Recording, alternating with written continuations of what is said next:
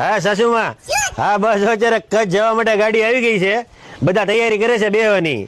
નહીં હજી ડીઝલ કે કોણ પૈસા ક્યાં કાઢશે, ક્યાં રોકાવાનું છે હજી કઈ નક્કી થયું નથી. બધા પૈસા કાઢશે તો આપણે કાઢશું, બાકી પછી તમે જેમ કેમ આપણે કરીશું, તમને ખબર તો છે. સૌથી પહેલા કચ્છ જઈને માંડવી બીચ પર લઈ જજો, પછી છોકરી જોવા જઈશું. અને હા, બધે પૈસા નથી કાઢવાના, ખબર છે ને?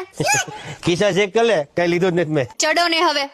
હાલો સાસુ મૂકું, મોડું થાય. હાલો, હું 4 દી પછી તને મળું છું. અત્યારે કચ્છમાં અમે ખજૂર માટે છોકરી જોવા જઈએ ને, એ બાને થોડુંક ફરતા આવશું. હા ભાઈ, તારી કાકીને બસમાં ઉલટી થાય એટલે ઘેરે રાખી છે, ઘેરે કોક જોઈએ ને. એટલે હાલો હાલો બૈરા, મેકઅપ કેટલા કરશો ઘરના બધાય બૈરા? હાલો હાલો, કચ્છમાં જવાનું છે.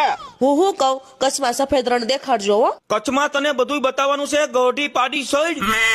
અને કચ્છનું રોડ તું હેવન મને લઈ જતો, ત્યાં મારે બહુ બધી રીલ્સો બનાવવાની છે, ભલે બાજુ વાળા બળી જતા. અરે એટલે તો તારી હારે કપડા મેચિંગ કર્યા છે મારા ભગવાન. હાલ તને આખું કચ્છ બતાવું. હાલ મોટા ભાઈ, તમે કચ્છમાં છોકરી જોવા જાવ છો ને, તમારે દાઢી કરી નાખવી હતી. તમે દાઢી કરી નાખી હોત ને તો તમારું થઈ જાત. હવે તમે રહી જાઓ. નંદો હાસુ કહે છે, મને લાગે છે હવે તારું નહીં થાય.